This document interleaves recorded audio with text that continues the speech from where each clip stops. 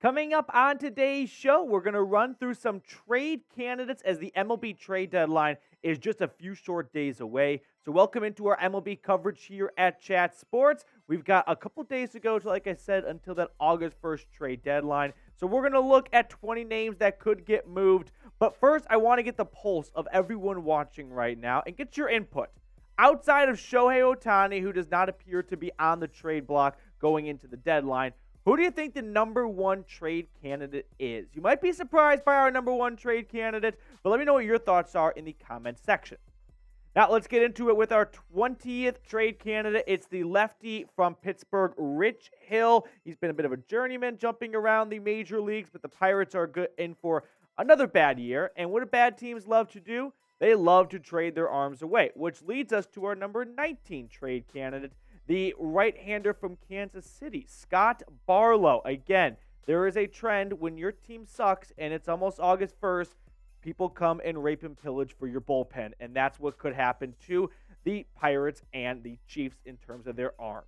The 18th trade candidate we're going to talk about is from the Colorado Rockies, Randal Grichuk. So he's had a pretty good start to the season. This has not been a Rockies team that's had many highlights at all. But he's got a 3.13 batting average, has not gone yard very often, which is surprising for the Mile High City, only 6 home runs. But his on-base percentage is solid, 3.70, and that gives him a nice OPS of 8.57. So Randal is definitely having a strong season, and with the Rockies in for another bad year, don't be surprised if they start moving pieces. Now on to our 17th trade candidate. It is the Washington outfielder Lane Thomas. Again, the trend continues of teams that are bad are, of course, going to be sellers at the deadline. And unfortunately for the Nationals, they are towards the seller of the NL. Finally, our 16th guy that could get moved is from the Guardian City, Aaron Civale. This is my Joe Mixon of fantasy baseball. Every year I find myself taking Civale, and every year it's a bit of an up and down experience, but he's having a really good year for the Guardians this year. 2.54 ERA through 12 starts so far. So this could be a good starting pickup midway through the year. Now, if you could do us a big solid and like today's video, because the bosses here at Chat Sports weren't too keen, they're not seam heads, on doing some MLB coverage. So if we can get some more likes on the video, we can go to our bosses and say, hey, let's do more MLB content. So it'd go a long way if you could like today's video. Now, for the 15th trade candidate, the White Sox have already traded one pitcher away, so they could be in fire sale mode. And Lance Lynn, the righty, could be on the move as well from the Windy City.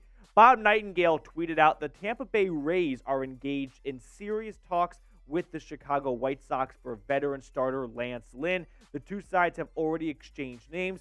Potentially by the time you're watching this, he might already be a Tampa Bay Ray, but this is a name to watch for because the Sox are at the bottom of the AL Central. Or they're right there with the Royals towards the bottom at least, so this could be another piece that gets moved. Now, for our 14th candidate, it is catcher Elias Diaz. So, another piece of the Rockies that's been watchable this year compared to the rest of the team. But Diaz, you might remember, went yard during the MLB All-Star Game, and he's gone to the tune of a 270 batting average, 10 home runs, 48 RBIs, and very clean in the field behind the plate as well. It's not easy to find good catchers, so if there's a team out there that thinks they are one piece away and could really add to a team's defense with some solid catching, but also having a good bat, Diaz is a good name to watch for. Speaking of catchers, Yan Gomes for the Chicago Cubs. He's been sneaky good this year. Despite getting up there in the H column, he's always been a bit of a utility guy. He can hop around the field a little bit, but he's solid behind the plate as well. He's had a good bat all season. The Cubs are teetering right there at that sell versus buy at the trade deadline, and if they end up becoming sellers, I could see Yan Gomes getting shipped. As for the number 12th guy, also from the Washington Nationals, Kyle Finnegan. Once again, we play the broken record. If your team is bad, your arms are going to get stolen. And Finnegan has been a solid piece so far for the Nats, so I could easily see him getting moved. At number 11, it's another Chicago Cub, Cody Bellinger. Cody Bellinger quietly has been the best player in baseball in the month of July. I mean, first, look at what he's done this entire season. He took a 1-year prove-it deal as he kind of came down to earth after a good start with the Dodgers. And with the Cubs this year, an OPS of 903. He's batting over 300, 14 home runs, 45 ribbies.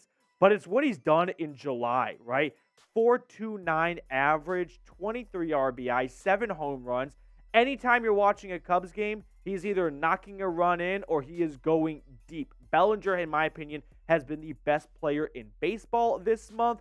And if the Cubs once again are deciding to be sellers at the deadline, he is going to come at a pretty penny. I could see a lot of teams lining up. The buzz is with the New York Yankees. We know the Yankees love to be buyers at the deadline, but they also love to add bats. And a 4.29 batting average this month would be one heck of a bat to buy. Now, New York is pretty set at first base with another former Chicago Cub, Anthony Rizzo, but Bellinger can also play the outfield as well. And the Yankees, unfortunately, have a track record of some of their star outfielders not always being the most available throughout the season. So Bellinger would not just be a depth piece, but he would really push this Yankees team above and beyond.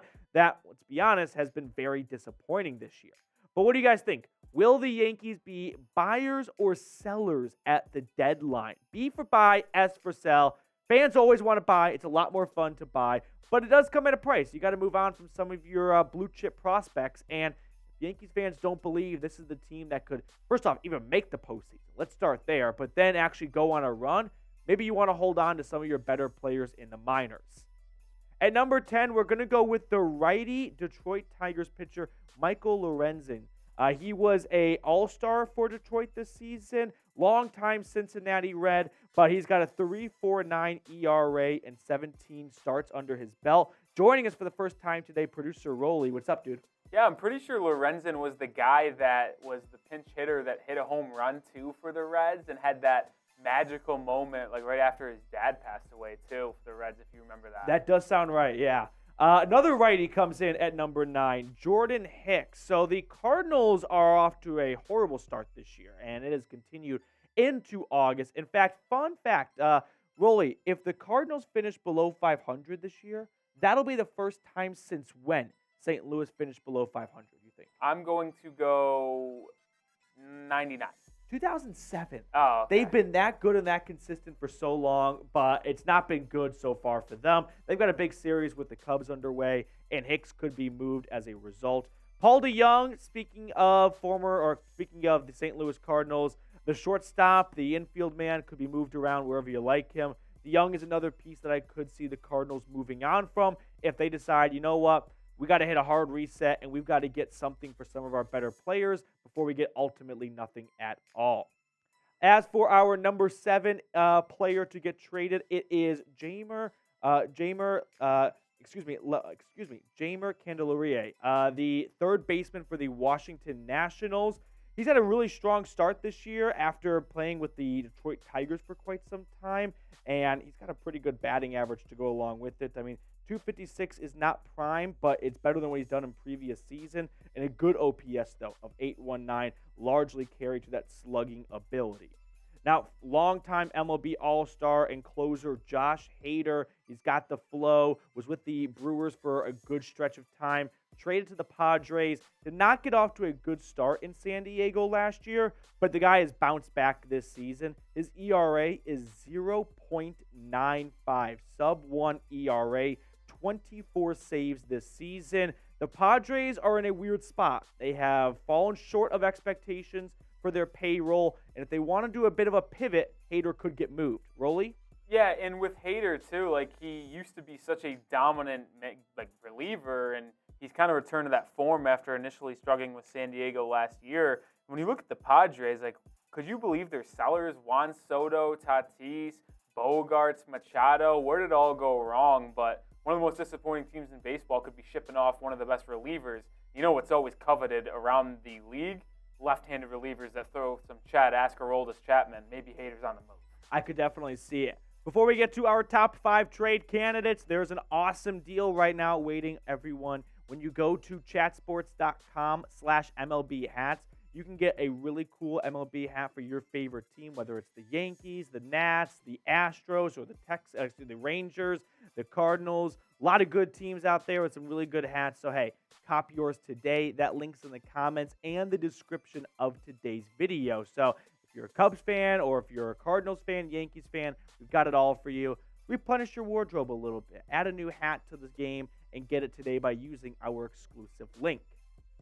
Speaking of Padres pitchers and lefties specifically, Blake Snell is the next guy up. Now, if I remember, Blake Snell got off to a bit of a slow start this year, but he has quickly turned that around. He's got a 2.61 ERA. That leads all pitchers in the major leagues for starters, for qualifying players.